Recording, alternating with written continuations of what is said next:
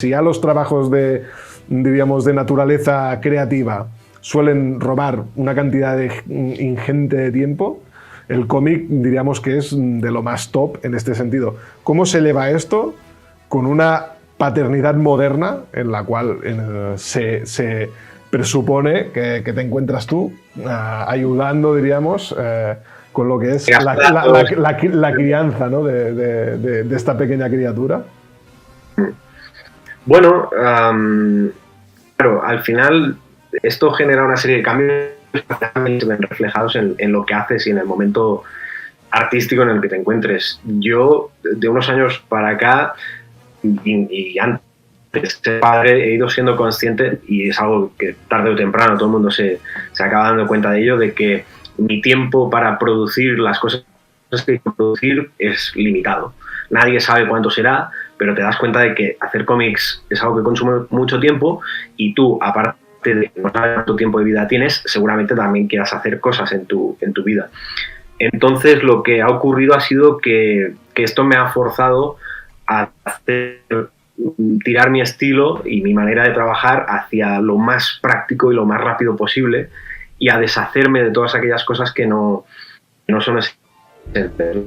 Entonces, bueno, lo vas compaginando.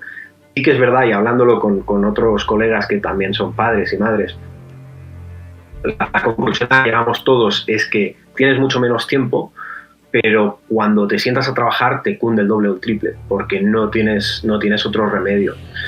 Pero bueno, es verdad que según la fase en la que estés y lo que te impliques en la crianza, que en mi caso es pues todo lo que puedo.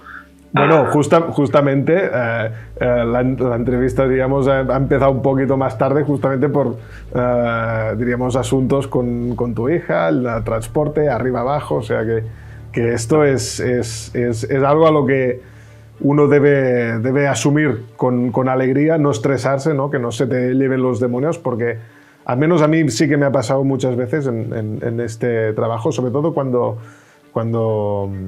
trabajo no de manera tan solitaria, sino con equipos, con fechas de entrega, historias de estas. Es que, joder, ahora empiezo a llevarlo un poco bien, pero yo soy de esos que lo lleva fatal. El hecho de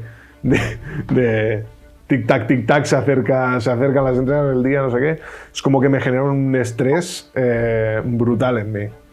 Claro, supongo que el hecho de repente... Supongo que el hecho de tener una criaturita que pasa a ser tu prioridad, casi seguro que por encima de lo... Es como que lo otro le quita cierta importancia. O sea, no la anula, pero como que automáticamente es como, vaya, pero, ¿sabes? Mi bichito sigue vivo. Es lo que me tranquiliza. Sí, es exactamente eso. Es una cuestión de orden de prioridades. Al que tienes un hijo, una hija, es muy posible, y en mi caso evidentemente es así, tus hijos pasan a ser la prioridad máxima por encima de cualquier otra cosa, incluso de ti mismo, y al final te centras en eso y bueno, inicias ese proceso donde aquello que antes te podía estresar mucho, una fecha de entrega o un cliente con el que no te entiendes o que no te paga a tiempo, cualquier cosa, te podían haber quitado la... Ahora es como, bueno, esto, aparte de ser algo con lo que ya me he encontrado muchas veces, sí, es algo que siempre va a estar ahí. Entonces, no puede ser que esto me genere estrés o me genere intranquilidad, porque al final necesito tiempo para llevar a mi hija a la guardería, hacer las comidas, a estar un rato con ella y que sea tiempo de calidad y no estar de mal humor. Pero bueno, aún así es que algún día ocurra. Cuando un día tienes muchas cosas que hacer o tenías planeado hacer unas páginas, resulta que te has pasado el día contestando mails, hablando con tu gestor, haciendo cosas que para nada tienen que ver con el dibujo y que tú odias profundamente, pero tienes que hacerlas inevitablemente, pues te tienes que resignar.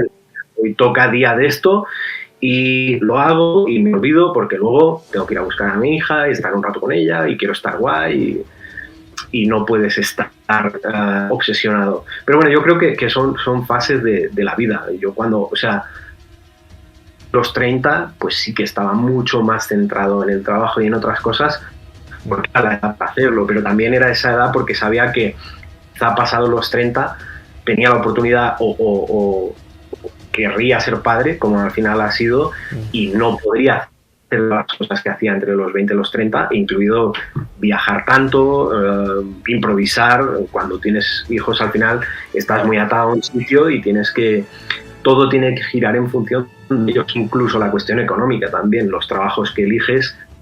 Al final... Claro, ya empiezas a priorizar a veces un buen trato que no colgarte una medallita por haber trabajado, ¿no? O tener un goal nuevo en tu palmarés, ¿no? Supongo. Exacto, o sea, me encantaría tener tiempo para hacer obras súper raras y súper undergrounds, con mis miedos y mis angustias y cosas así.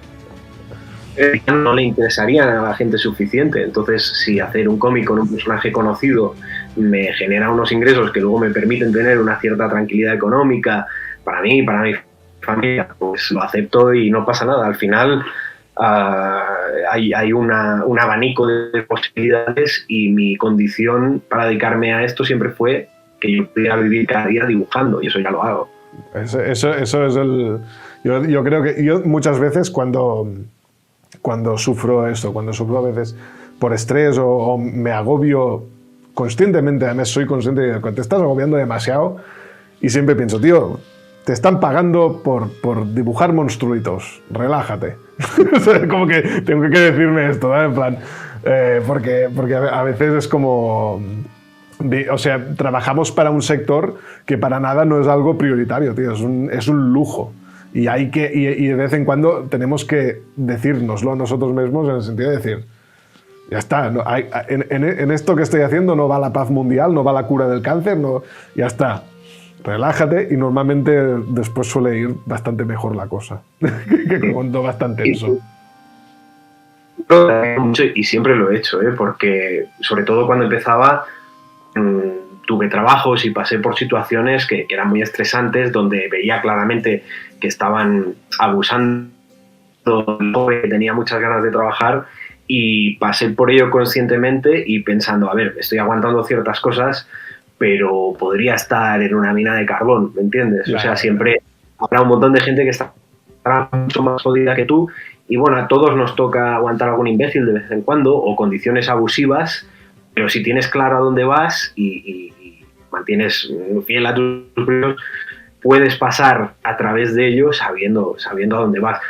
Hay cierta parte de eso cuando eres muy joven que es inevitable. Luego, si las cosas te van bien, siempre habrá limitaciones y siempre habrá condiciones, pero a medida que vas progresando, puedes empezar a decidir un poco qué no aceptas, qué no volverás a hacer y ese tipo de cosas.